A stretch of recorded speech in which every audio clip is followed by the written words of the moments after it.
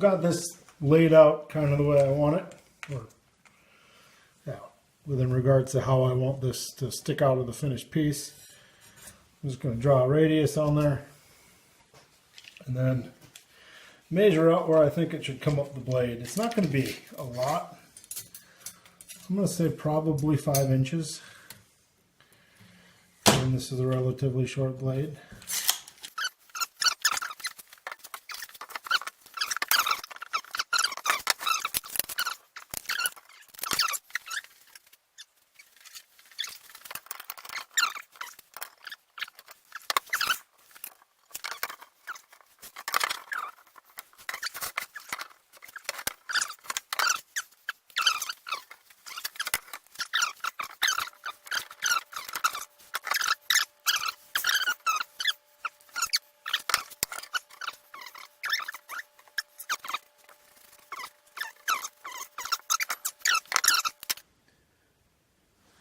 That's what I figured out. Just kind of square it off a little more. That gives me room for my rivets. I'll make a nice little radius. Here's the part I got to cut out. Make these nice and radiused. And then what I might do, yeah, I'm debating whether or not just to, I'm probably going to tack these two together so I can get them exactly the same. And then I may drill the holes in them. And then I can use them, one of them as a template to drill the holes through the blade. I think that's because this is slightly curved or rounded. I don't want to slide all over the place. So I think that's what we're going to do.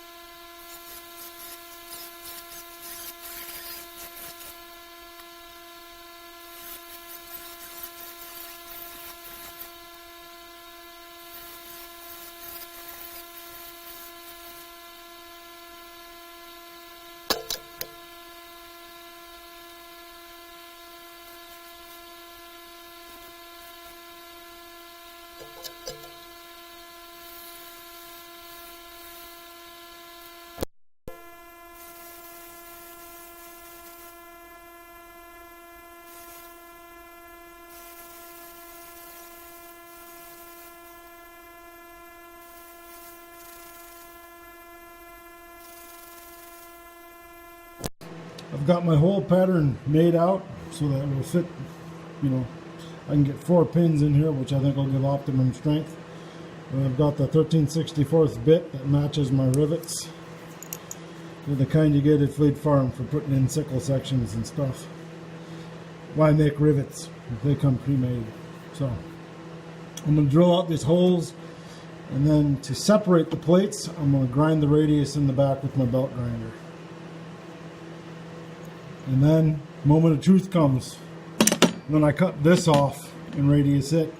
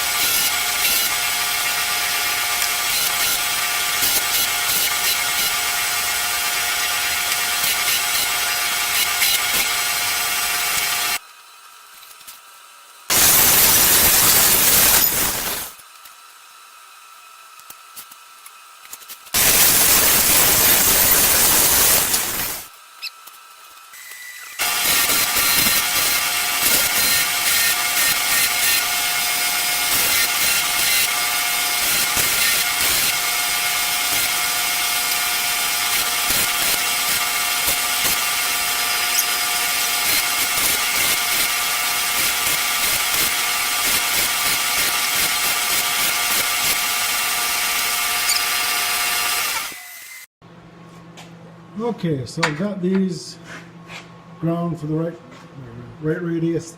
I also have the blade at the right radius. So now I'm going to do something completely not traditional. I'm going to separate my two halves I'm going to take one of them and place it on the blade, line it up where I want it, sorry about that.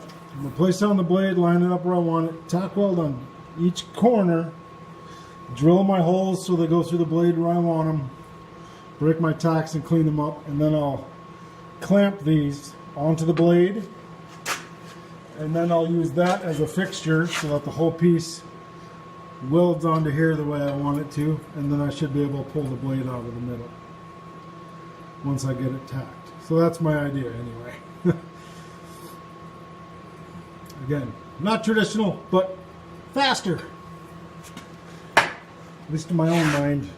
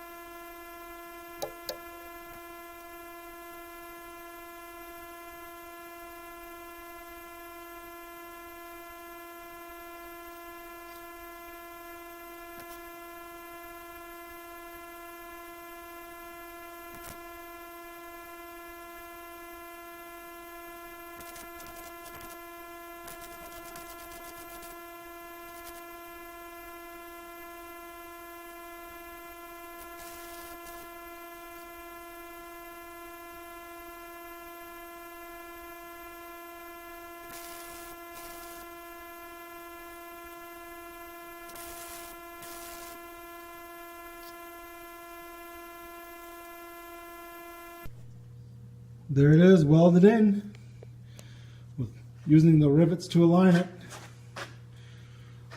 Now, I gave a good 3-bead pass just to give it so I could buff it down so it looks nice.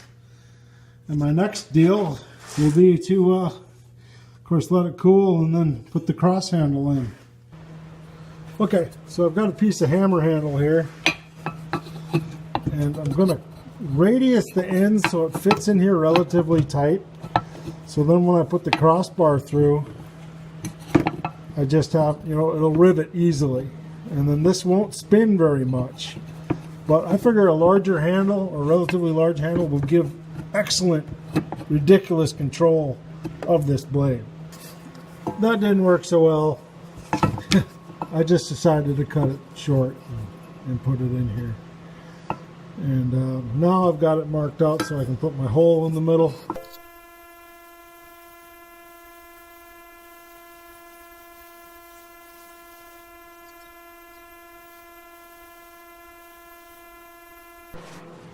Okay, I was going to use quarter, but I found a piece of 3/8, so that's what I made the hole for. That little bit you saw, or that long bit, was a, I think a 3/16. It's just my pilot hole.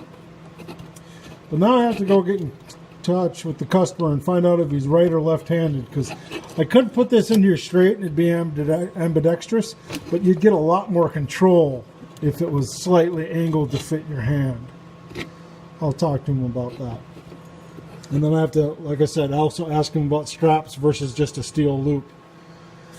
And then I have to put some kind of rolled edge. I'll confirm his wrist measurement. I mean, it's getting down there.